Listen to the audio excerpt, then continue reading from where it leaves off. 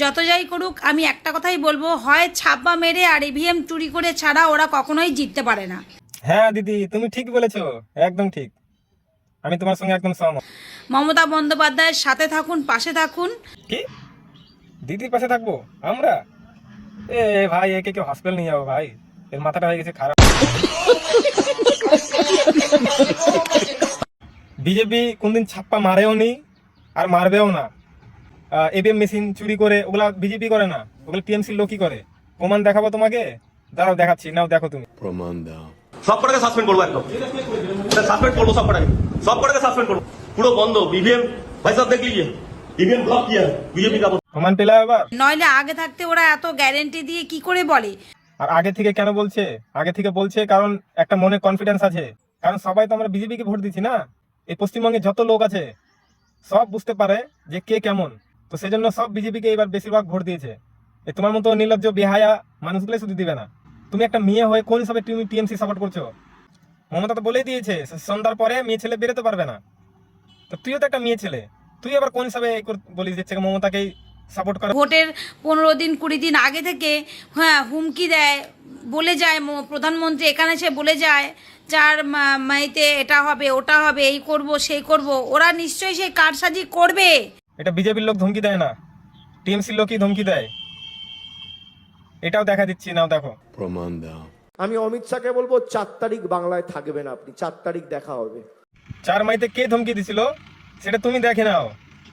তুমি একটা, তোমাকে বলার আগে একবার ভিডিওগুলো দেখে নিতে হতো, ভালো করে জাস্টিফাই করে নিতে হতো যে কে কেমন কি বলছে, তারপরে তোমাকে ভিডিওটা করতে হতো। বাত তো সহি শুভেন্দু অধিকারী নলে এত জোর দিয়ে বলে কি করে যে এটা 21 সাল নয়, এটা 26, এবার দেখিয়ে দেবো সবাইকে। তার মানে কি? ঠিকই তো, এটা 2021 না তো, এটা 2026। তুমি এটাও জানো না? কারণ 2021-এ জিততে পারেনি, কারণ অনেক জায়গায় অনেক কিছু ঘাপলাম করেছিল টিএমসি। সেই জন্য এবার সবার একদম কনফিডেন্স, আর যে সব জিনিসপত্র দেখেছে এবার, মানে যেরকম দুর্নীতির যেরকম ব্যবহার করেছে টিএমসি, সেই জন্য এবার সবাই বুঝতে পেরে গেছে। সেই জন্য এবার সব ঝেড়ে একদম বিজেপিতে ভোট দিয়েছে। তো জিতবে না কেন? আর মনে কনফিডেন্স আছে, সেই জন্যই বলেছে। আমি কিন্তু ফ্রি রিল্যাক্সে আছি, আর জিত আমাদেরই হবে, কেউ মনোবল কিন্তু দুর্বল করবেন না। দিদি তুমি খুব ভাষাও, সত্যি বলছি। টিএমসি জিত দিবে? তাহলে এটা কি আমাকে দেখাও তাহলে। টিএমসি তো একদম গোয়া হারা, একদম হারিয়ে গেছে। চোখগুলো একদম খুলে খুলে একটু ভালো করে দেখো তুমি, চোখগুলোর মধ্যে কি ঢুকাই রেখেছো তুমি? কিছু ঢুকিয়ে রেখেছো নাকি?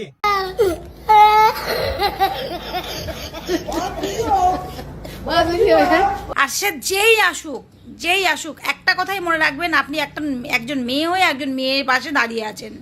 একটি মেয়ে হয়ে মেয়ের পাশে দাঁড়ানো ঠিকই আছে, মানলাম ওটা, কিন্তু যদি ঠিক ব্যবহার করতো না, এই যে যত সব দুর্নীতি হয়েছে এগুলো যদি সব ঠিকঠাক থাকতো, সব যদি ঠিক হতো, তাহলে কিন্তু আজকে এটা হতো না। রেপ বলো, চাকরি চুরি বলো, তারপর কয়লা চুরি, গরু চুরি, বালি চুরি, এগুলো যদি কিছু যদি না হতো না, সব যদি ঠিকঠাক থাকতো, তাহলে আজকে ঠিকই থাকতো। আর দিদি কি বলেছে, রাত সন্ধ্যার পরে আর মেয়ে ছেলে বেরোতে পারবে না। কেন বেরোতে পারবে না? ওদের কি অধিকার নাই? ওরা মেয়ে বলে কি হয়েছে, ওরা কি বেরোতে পারবে না? মেয়েও ছেলেরাও একই সমান। এখন ছেলেরাও যদি 2টা পর্যন্ত ঘুরতে পারে, মেয়েরাও 2টা পর্যন্ত ঘুরতে পারে না। আর ইভিএম চুরি আর ছাপ্পা ছাড়া ওরা কখনো জিততে পারে না। আচ্ছা, বিজেপি মানে এভিএম মেশিন চুরি করবে, তাহলে এটা কি আছে সেটা একটু দেখো। ये डुप्लीकेट मशीनें घुसा कर टेम्परिंग करेंगे। ये कौन सी जगह एक जगह কে চুরি করতে গিয়েছিল, চেঞ্জ করতে কে গিয়েছিল, টিএমসি না বিজেপি? ভালো করে একটু দেখো, হ্যাঁ, যাচাই করে তারপর ভিডিও বানাবা। তোমার আজকে একদম শালা, আজকে তুমি ইউটিউব দেখে আজকে তুমি বেঁচে গেলা। সামনাসামনি হতো না, তোমার আজকে কি অবস্থা করতাম। ইউটিউবে আছে দেখে কিছু বলতে পারছি না। ভিডিও করতে আসছো তুমি, আগে যাচাই করবা তারপরে তুমি ভিডিও করবা, ঠিক আছে? বিজেপি কোনো ছাপ্পা মারে না বা এভিএম মেশিনও চুরি করে না, একদম লিগ্যাল স্টেট ভাবে একদম দাঁড়িয়ে থেকে ভোট হয়েছে, সবাই একদম দাঁড়িয়ে ভোট দিয়েছে। জিত তো হবেই আমাদের। মজা আয়া। আর এরকমই ভিডিও পেতে চ্যানেলটিকে সাবস্ক্রাইব করে নাও, আর ফেসবুক থেকে যারা দেখছে অবশ্যই কিন্তু ফলোটা করে নিও।